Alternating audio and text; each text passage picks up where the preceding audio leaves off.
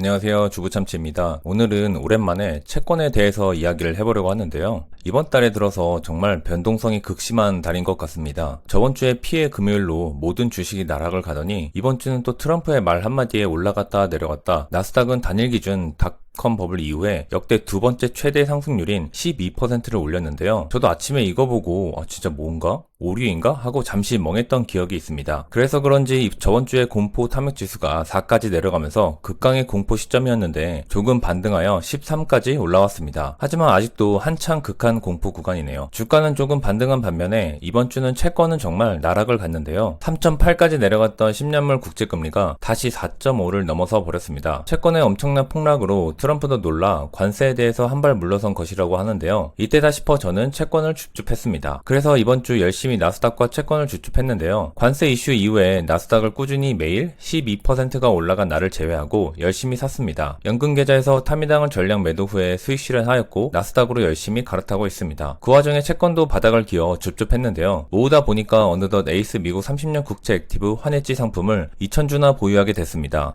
현재 수익률은 마이너스 5% 정도네요. 제가 이렇게 굳이 채권을 주춤하는 이유는 바로 금리 때문인데요. 기준금리의 추세와 TLT의 장기 채권의 주가 차트입니다. 과거 19년도 금리 하락 시기에 TLT는 1차 고점을 찍었는데요. 기준금리가 천천히 내려가던 와중에 반대로 TLT는 조금 조정을 받죠. 그리고 누구도 몰랐던 갑작스러운 코로나로 인해서 나스닥은 전고점 대비 30%가 넘는 폭락을 겪었고 반대로 기준금리는 정말 엄청난 속도로 제로금리로 향하죠. 그리고 그 덕분에 무제한 양적 완화가 시작되고 TLT는 다시 전고점을 갱신해서 최고점인 179불을 찍습니다. 그리고 다시 22년도 인플레발 금리 인상으로 거의 3년에 가까운 시간 동안 바닥이 어딘지 모를 정도로 폭락했죠. 고점 대비해서는 마이너스 50%가 넘게 하락했습니다. 나스닥도 마이너스 50% 하락을 경험했던 건 근 30년간 닷컴 버블과 금융위기를 제외하면 한 번도 없는데요. 그런데 장기채긴 하지만 우리가 그래도 채권이 마이너스 50% 하락한다는 건 정말 역사에 드는 순간이죠. TLT가 상장 후에 처음 있는 일이기도 합니다. 그리고 기준금리 인하 시점과 TLT의 주가는 조금 시점 차이가 있는데 기준금리와 시장금리라는 두 가지 금리가 있고 TLT는 시장금리에 따라가기 때문입니다. 기준금리는 정책금리고 시장금리는 사람들의 심리가 반영되어 내릴 것 같다, 올릴 것 같다라는 마음이 반영되어 움직이기 때문입니다. 그러니까 거기에 따라 채권의 수요도 달라지겠죠. 이런 이유만 있어서 그런 건 아니지만 어쨌든 금리 인하 시점에 맞춰 채권 가격이 상승하는 것은 일반적인 순리이긴 합니다. 그렇게 보통 주가가 박살이 나면 채권이 올라가는데요. 코로나처럼요. 근데 이때는 나스닥도 고점 대비 마이너스 37%로 빠지면서 채권도 나락을 갔습니다. 그리고 그와 동시에 장단기 금리 역전이 왔던 것인데요. 인플레의 영향으로 급작스러운 금리 인상의 부작용이죠. 보통 장단기 금리가 역전되고 나면 반드시 경기 침체가 왔었습니다. 과거 이번 건을 제외해서는 과거까지는 100%였는데 현 시점 기준 경기 침체는 아니죠.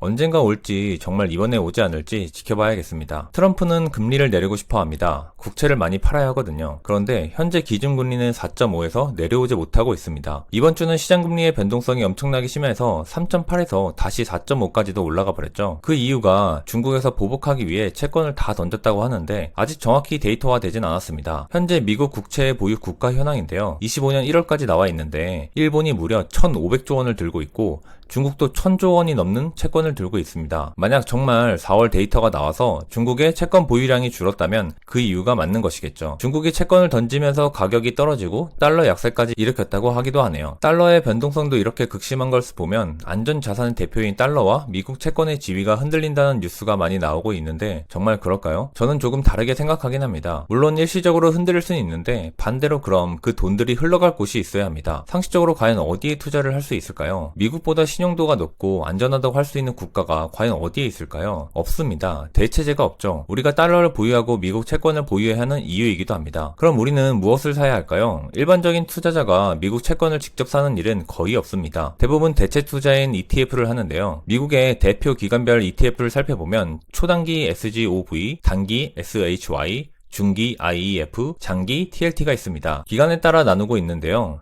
이외에 ETF는 많습니다만 각 기관별 대표 ETF만 표시해봤습니다. 배당률도 상당히 준수하네요. 배당률도 초단기가 5%죠. 24년 배당 기준이라 그렇지만 여기서 장단기 금리가 역전됐었기 때문이기도 합니다. 돈을 갚아야 하는 시점이 길수록 불확실성이 높아지니까 금리를 더 높게 불러야 하는데 3개월 뒤에 갚아야 하는 돈이 더 이자를 많이 주는 것입니다. 상식적으로 봐도 이상하죠. 바이든 때 옐런이 미국 단기채에 열심히 뿌려댔다고 하는데 그 영향도 있지 않을까 싶습니다. 채권을 사는 이유는 계속 말씀드리지만 마지막 보루입니다. 배수의 진이죠. 정말 위기가 왔을 때 대비하기 위해 필요한 자산입니다. 그렇기 때문에 저는 직접 투자 계좌보단 연금 계좌, 특히 안전자산 30% 룰이 있는 퇴직연금에서만 매수를 진행하고 있습니다. 각 계좌별 투자 금액이 제 기준으론 아직 적다고 생각하여 그런 것도 있지만 안전자산 룰에 대한 불편함을 해소하고 정말 위기를 대비할 수도 있기 때문에 이 계좌만한 게 없는 것 같은데요. 에이스 미국채 30년 국채 액티브는 미국의 20년 이상 장기채를 보유하는 지수를 추정합니다. 그냥 쉽게 생각해서 20년 만기 이상 발행된 채권을 보유하고 있다고 보면 됩니다. TLT 기준 듀레이션이 보통 17인데요. 듀레이션은 채권의 만기 평균입니다. 보통 수익률을 잡을 때 금리 1%당 듀레이션을 곱해서 계산합니다. TLT 기준 금리가 1% 내려가면 17%의 기대 수익률이 있다는 것이죠. 어쨌든 에이스 미국 30년 국채 액티브 환해지 상품은 채권 중에서는 시가총액 1위이고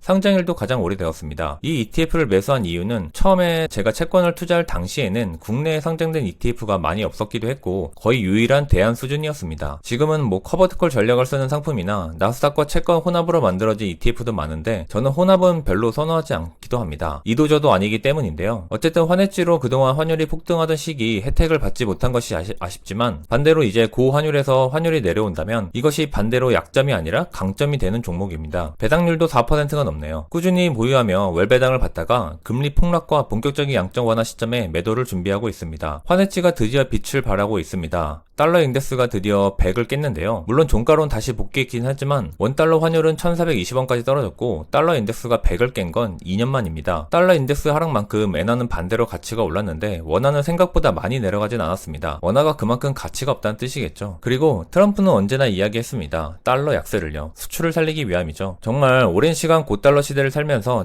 1400원대가 뉴 노멀이라고 했는데 이제 내려올 때가 된 것 같기는 합니다. 올라가면 내려오는 게 순리죠. 게다가 트럼프는 금리 인하가 궁극적인 목적이고 이에 따른 양적 완화를 노리고 있습니다. 지금은 부채가 너무 심하고 이자 부담이 강하니까 관세를 해서라도 경기를 침체에 빠뜨리겠다는 생각까지 하는 것이죠. 물론 채권금리 발작으로 한 발 물러서서 앞으로 또 어떤 변화가 있을지 모르겠지만 지켜봐야 할 것 같습니다. 게다가 에이스 미국 30년 국채 액티브는 조금 특이한 건 TMF도 담고 있는데요. 이건 TLT의 3배입니다. 레버리지의 민족인 대한민국에게 딱입니다. 이미 바닥을 찍은 채권이기에 더 이상 내려갈 지하실은 깊진 않아 보입니다. 반대로 수익을 극대화할 수 있겠죠. 환율 하락의 리스크를 없애고 채권 가격의 상승은 더 크게 얻을 수 있을 것입니다. 참고로 구성 종목에서 이 T하고 숫자가 적혀있는 부분을 보시면 이게 뭔가 싶긴 하실 텐데 이거 정말 채권을 뜻하는 겁니다. 그리고 각각의 의미를 조금 설명해 드리면 아마 모르시는 분이 많으실 텐데 T는 미국의 재무부를 뜻하는 거고 앞에 4 그리고 1-4는 금리를 뜻합니다. 4 플러스 0.25%라는 의미이고 마지막으로는 채권의 만기 날짜입니다.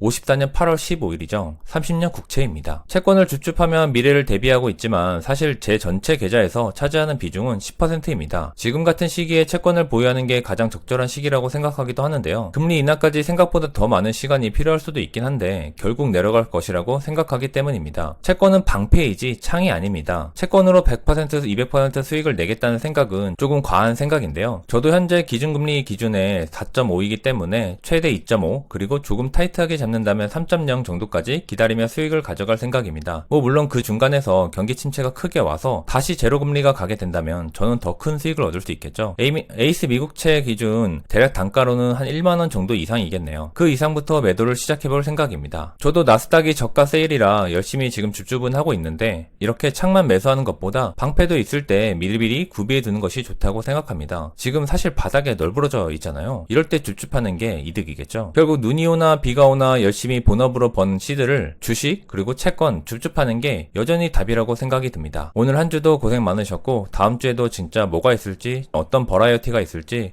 기대가 되는 한 주입니다. 오늘도 시청해주셔서 감사합니다.